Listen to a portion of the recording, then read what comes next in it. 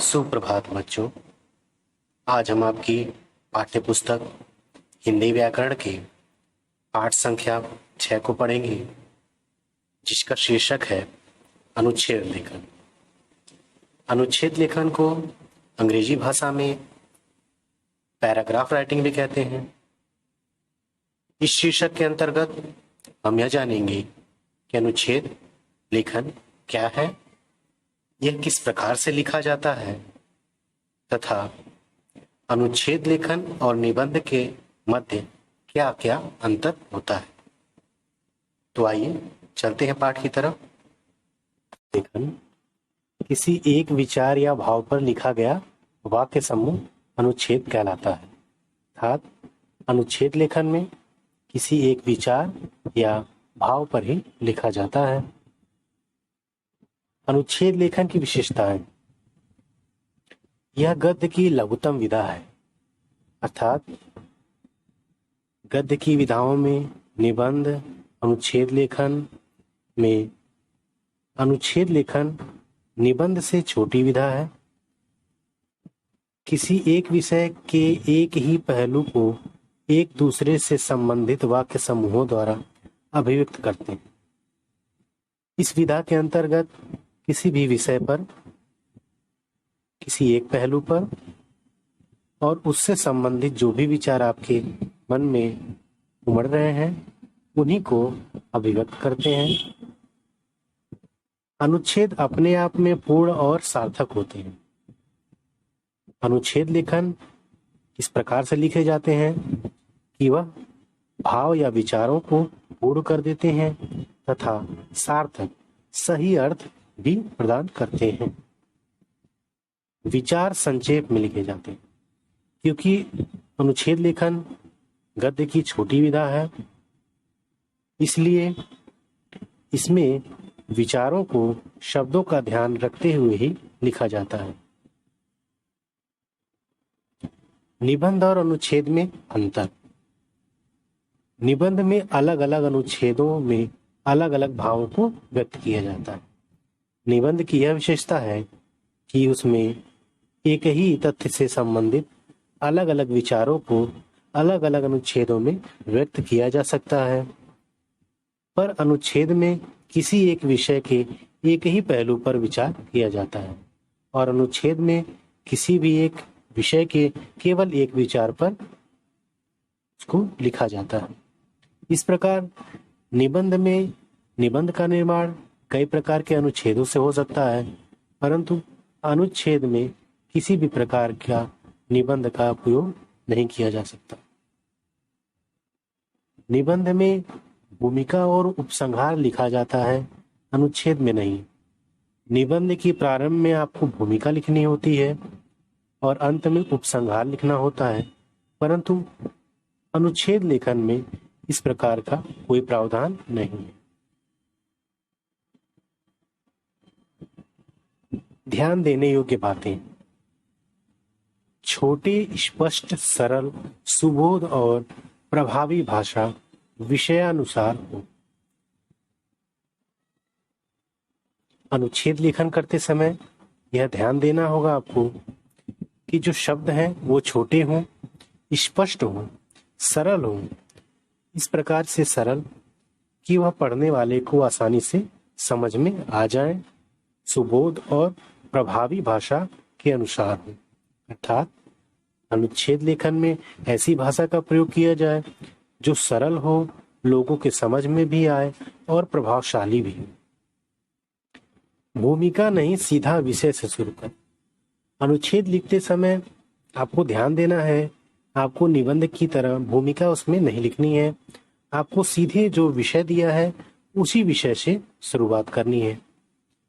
दिए गए संकेत बिंदु को समझकर विस्तार दें। यदि अनुच्छेद लेखन में संकेत बिंदु दिए गए हैं तो उन्हीं बिंदुओं को ध्यान में रखकर क्रमानुसार अपने विचारों को व्यक्त करें। उदाहरण का संकेत देना काफी है, विस्तृत वर्णन नहीं करना चाहिए। अनुच्छेद लेखन कुछ सीमित वर्णों में लिखा जाता है। इस कारण से इसमें यदि आपको उदाहरण देने हैं तो केवल उन उदाहरणों का संकेत दे दें, उस उदाहरण का विस्तृत वर्णन न करें। प्रायः सूक्ति आदि का प्रयोग नहीं किया जाता, लेकिन करेंगे तो प्रभावशाली हो। ऐसा कोई नियम नहीं है कि आप सूक्ति का प्रयोग अनुच्छेद लेखन में करें। सूक्ति का अर्थ होता है किसी अच्छी बात का प्रयोग, किसी के द्वारा बोली गई अच्छी बात सूक्ति कहलाती है। ऐसा प्रावधान तो नहीं है कि आप इसमें आवश्यक है कि आप इसमें सूक्ति का प्रयोग करें, लेकिन अगर करेंगे तो अनुच्छेद लेखन और भी प्रभावी हो जाएगा। विचार क्रमबद्ध रूप से लिखिए, एक दूसरे से बंधे। जो आपके विचार हों वो क्रमबद्ध हों, एक के बाद दूसरा विचार एक दूसरे से जुड़ा होना चाहिए। अनुच्छेद के अंत में निष्कर्ष समझाना चाहिए। अनुच्छेद के अंत में जब अनुच्छेद पूर्ण हो जाए तो उसका एक निष्कर्ष आपको देना चाहिए। निष्कर्ष को इंग्लिश भाषा में कंक्लूजन कहते हैं। सामान्य शब्द सीमा 80 से 100 या 100 से 120 तक हो सकती है। अब यहाँ हम एक अनुच्छेद लेखन के विषय में जानेंगे। उसके संकेत बिंदु भी दिए गए हैं। टेलीविजन को न बनाए लत, यह अनुच्छेद का विषय है, जिसमें संकेत बिंदु दिए गए हैं। टेलीविजन को न बनाए लत, टेलीविजन का स्वास्थ्य एवं शिक्षा पर प्रभाव। तीसरा है कैसे करें बच्चों को। इस विषय पर अनुच्छेद लेखन करते समय हमें यह ध्यान देना है कि हमें भूमिका नहीं लिखनी है, बल्कि जो विषय है उसी से शुरुआत करनी है। यहाँ विषय है टेलीविजन को न बनाए लत, तो यहाँ लत शब्द से ही शुरुआत कर दी गई है। लत शब्द का अर्थ लिखा गया है। लत शब्द उन आदतों के लिए प्रयुक्त होता है या जाता है जो अच्छी नहीं मानी जाती, इसलिए हर चीज की लत बुरी होती है। आजकल टेलीविजन देखना भी लत बनता जा रहा है, खासकर बच्चों के लिए। यदि बच्चों को शिक्षा देने वाले कार्यक्रम बच्चे देखें तो कोई बात नहीं, लेकिन मध्यम वर्गीय और उच्च मध्यम वर्गीय परिवारों में घरों पर रहने वाली महिलाएं अक्सर अपने को टीवी के रंगारंग कार्यक्रमों, सीरियल्स, रियलिटी शोज आदि में व्यस्त रखती हैं। जब घर में टेलीविजन चलेगा तो बच्चे उससे दूर कैसे रह सकते हैं।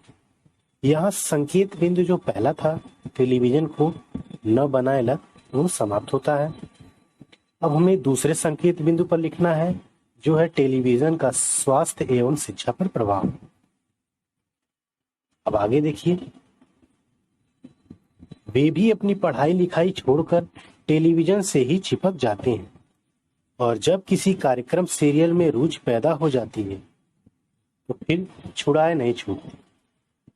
टेलीविजन की लत का दुष्प्रभाव बच्चों की पढ़ाई लिखाई पर तो पड़ता ही है, साथ ही उनके स्वास्थ्य पर भी पड़ता है। ज्यादा टेलीविजन देखने वाले बच्चों की आंखों पर चश्मा भी चढ़ जाता है। अब यहाँ दूसरा संकेत बिंदु जो टेलीविजन का स्वास्थ्य एवं शिक्षा पर प्रभाव था, वो समाप्त होता है। तीसरा संकेत बिंदु है कैसे करें बच्चों का नियंत्रण, अर्थात निवारण है, तो उसको हमें यहाँ लिखना पड़ेगा।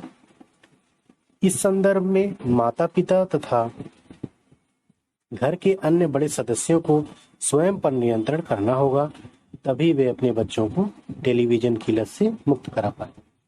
इसका निष्कर्ष एकदम सही है, अर्थात जब माता पिता स्वयं पर नियंत्रण कर लेंगे, वह स्वयं टीवी नहीं देखेंगे तो बच्चे भी नहीं देखेंगे।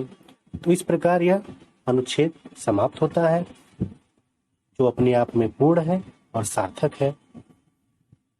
इस प्रकार आपको निबंध लेखन लिखना है।